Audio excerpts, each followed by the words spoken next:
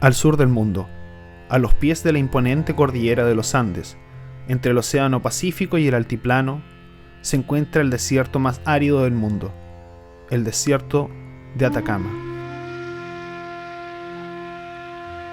Es un territorio árido y seco, caluroso en el día y muy frío en las noches altiplánicas.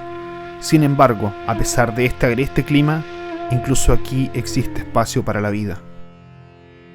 El rocío de las mañanas genera verdes valles e incluso ríos, tales como el río Loa y el oasis de Atacama. Por esta razón, en la mitad del desierto es posible encontrar una gran diversidad de flora y fauna. Esta riqueza permitió a los humanos establecerse desde muy temprano. Hace más de 3000 años atrás existió una tribu de cazadores-recolectores que notó que algunas especies de animales y plantas podían ser domesticadas. La agricultura necesita manos para trabajar y un lugar para establecerse.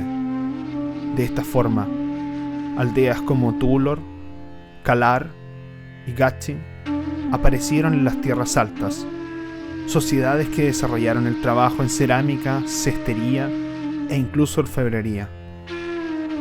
Al igual que todas las sociedades prehistóricas, atribuían los cambios climáticos a entidades divinas. Por esta razón su cultura muchas veces era guiada por líderes religiosos. Sus aldeas se ubicaban en las tierras altas, para de esta forma dejar la poca tierra arable exclusivamente para el cultivo de maíz y quinoa.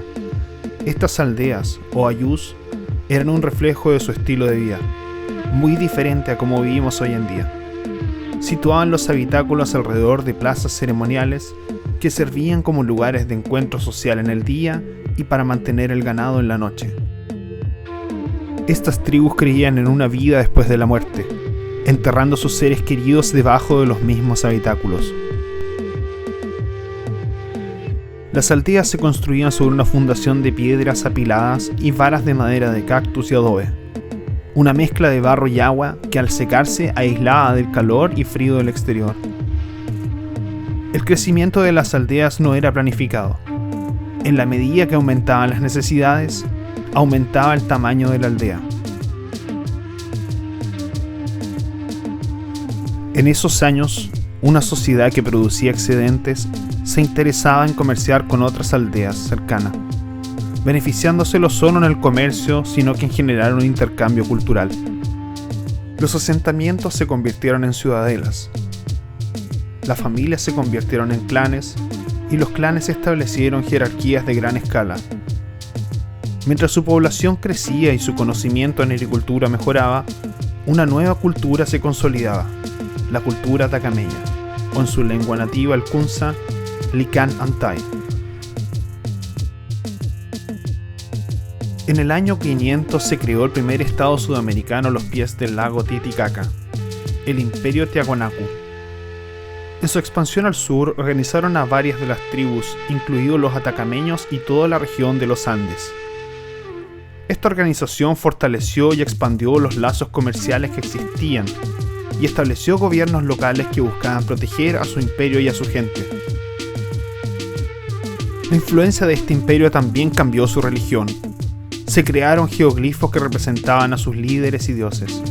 Los rituales se volvieron aún más intensos. Consumían sustancias alucinógenas mientras contemplaban cómo sus chamanes hacían ofrendas y sacrificios humanos para sus dioses. Para el año 1000 hubieron fuertes cambios climáticos que desestabilizaron el imperio. Fuertes sequías hicieron imposible mantener un imperio centralizado comandado desde el norte, por lo que este imperio fue lentamente desapareciendo. Después de la caída del imperio y su fragmentación, vinieron tiempos de anarquía y guerra. Los atacameños crearon ciudades amuralladas para proteger a la población durante los ataques de bandidos y saqueadores. Estas fortalezas eran llamadas Pucará. Las aldeas continuaron existiendo. Sin embargo, estas construcciones existían para el caso de un asedio, por lo que principalmente se utilizaban para almacenamiento de comida y recibir a los aldeanos. Eran construidas estratégicamente para la defensa, en una colina, rodeadas con muros de piedra alisada para que no pudieran trepar los atacantes. Los pucará al interior se conectaban con laberínticas y estrechas calles que conectaban los almacenes de comida y las casas, para de esta forma también confundir a los atacantes que pudieran entrar a la fortaleza. A lo largo del tiempo se pudieron adaptar al nuevo clima y a la ausencia de un imperio protector. En un mundo de anarquía y guerra aparecieron nuevos líderes, ya no religiosos, sino castas guerreras que protegían a los pobladores, los cuales en retribución debían pagar tributo. Sin embargo, este sistema social no duraría mucho con la llegada de un nuevo imperio, el Imperio Inca, quienes impusieron de forma pacífica un nuevo modelo de Estado, incorporando a las castas protectoras de Atacama al Tihuantinsuyo y convenciéndolos que estar en este gran imperio les traería grandes beneficios económicos y en su estatus social. La religión también cambió, ya que los incas adoraban al sol, adoptaron el culto de la Pachamama. Se crearon sitios rituales en las alturas de las colinas para realizar ofrendas al dios Sol. Los incas también tenían un gobierno centralizado, por lo que le daban gran importancia a la conectividad. El famoso Camino del Inca creaba un sistema de conectividad y comercio con puntos estratégicamente ubicados, basándose en la distancia que un mensajero a pie podía caminar en el día. Estos puntos, o tambos, eran planificados y administrados por los incas, utilizándolos también como lugares administrativos y de abastecimiento para las aldeas, así también como puntos de descanso para los mensajeros. El principal interés de los incas en la zona de Atacama era la de extraer minerales como cobre para enviarlos a la capital y así producir ornamentos y armas. Paz y tranquilidad para los pobladores de Atacama. Los mensajeros del norte trajeron tristes noticias. Una enfermedad estaba azotando al imperio.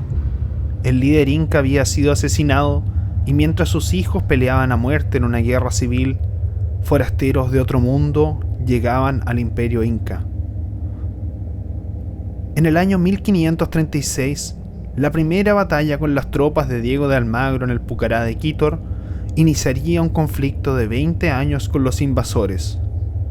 Tras muchas batallas, los atacameños finalmente se rindieron frente a los invasores, accediendo a convertirse al catolicismo.